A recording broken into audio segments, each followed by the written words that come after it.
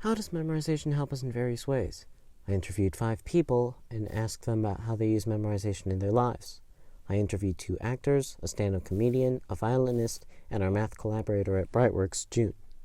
I think there's this special part about Mandarin language, like all the Chinese character oftentimes carries a story. June was born in China, so she learned how to write Chinese characters. According to Princeton University, 90% of Chinese newspapers and magazines tend to use 3,500 basic characters. There are about 50,000 Chinese characters in the Kangxi Dictionary, which was developed during the 18th and 19th centuries. Some Chinese characters, such as 1, 2, 3, all the way to 10, can be pretty simple, but other characters such as home or love are more complicated to memorize. For example, if we write like home, for example, it will start with a roof, and then it was something under the roof kind of thing. So different parts, so that itself tells a story, helps us remember as well. It kind of conveys different parts of like this, puzzles of the story to understand the philosophical meaning of this word, like love or home, for example.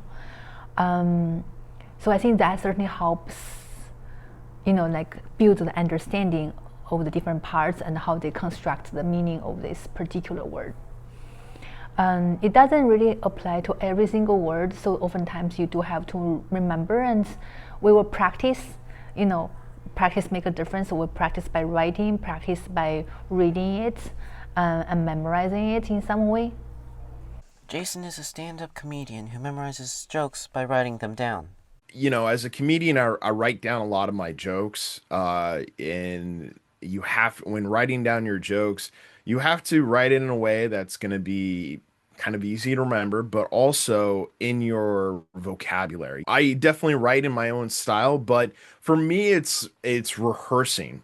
And so what I'll do is I'll write like musicians a lot of times they'll actually write what's a set list of the songs that they plan on playing, and so they don't forget like if what song they want to go in order. I do a kind of similar thing in comedy where I'll write down some of the setups of what my jokes are, like the first couple of words of the joke, because usually I remember the joke. It's not a problem, but sometimes in my set there's a flow that I kind of tell the audience a story in.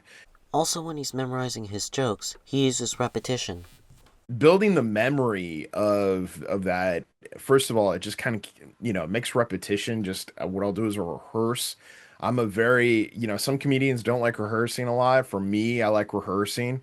And I also know that when I go perform that in front of an audience, for the first couple of times that I perform it, it's going to be a little rough. I may forget something, I may skip something. There might be a setup or a punchline, or I might add too many words or I take out too many words.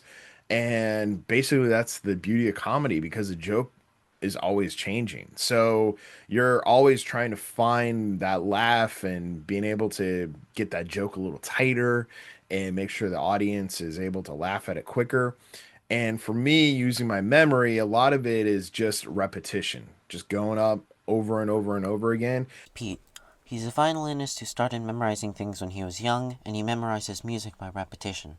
I asked him about how he uses memorization in playing music. Her name was Lily Ernst, and she was pretty much my sole teacher until I went off to college. She was an old school teacher, so a lot of exercises, a lot of pieces of music, scales, studies that with the music in front of me. So when it came time to memorize something, I was kind of adrift because she did not have a way of, she did not have a pedagogy that involved teaching one how to memorize. So I remember the first time that I wanted to play something from memory, she said, okay, we'll play it.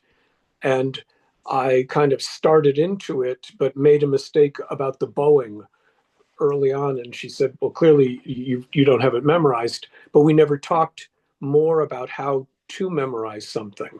It was just a matter of repetition, time and time again. There are also other methods of memorization. My memorization was really just sort of like a rote approach. And then it was when I got to college that in order to memorize, I found myself having to be much more methodical about it, say to do an analysis of the piece so that I understood better, the structure of the piece and knew how my part fit into it. The that so using a lot more areas of knowledge to try to recreate a performance of memorization. When people think of memorization in acting, they would generally think of actors remembering lines. I spoke with Ishan.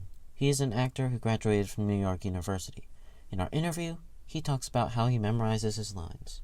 The way that I learn lines is just by rote, with no emotion attached to them, really just learning the lines. However, I also learned that the way an actor memorizes lines can make a difference when they're in a performance, and it helps them use sensory memory and emotional memory as well.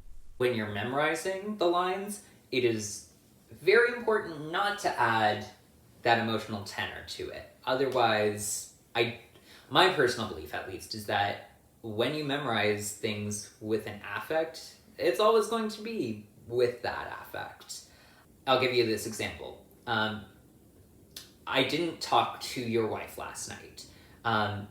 If you memorize that with any inflection on any of those words, I didn't talk to your wife last night. I didn't talk to your wife last night. I didn't talk to your wife.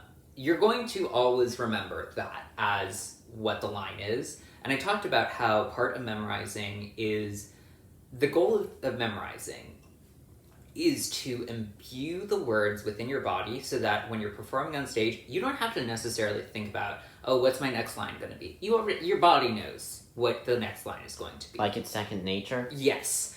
And that's sort of where that emotional memory comes into it, where you can sort of, your body knows what the lines are, and then your body will also sort of have those sort of sense memories of, when I act like this, I feel like this, and that's what helps create that charge, that emotion in the scene. A large part of performing is just reacting naturally to the given circumstances and sort of using the lines that you've imbued within yourself to just be the vehicle, but for your emotions to really affect them. If I ever forget a line on stage, I'm going to do my best to approximate. That's happened more than a couple of times. But I just try to stay in character and, react how that person would react. Himal graduated from UCLA, and like Ishan, Himal's an actor. He memorizes his lines by repetition in writing, and he talks about different types of memory he uses in acting, such as verbal memory and physical memory. When I started acting, my director gave me a bit of advice on how he preferred to memorize, which kind of trickled into the way that I do it, which is I take a piece of paper and I write out my lines 3 times. Now, this is very specific to me, and I've met many people who do not practice this way. Other people break it down by looking at the consonants in each of the words that they're saying, and they write it out like this, where they basically dissect the word into its more fricative parts, or just the elements that are not vowel related. Doesn't work for me. I have to write it out 3 times, and once I've written it out, once I've physicalized it, the act of reading it, physicalizing it, right? You read the page, you write it down. Next, you don't look at the page, and you read your own words, you write it down. Third, you don't look at either of the 2, or all 3 of the writings, and you write it purely from memory. So it's basically like breaking down, I read it, I write it, I read it, I write it again, but through my own words, and now I just write it.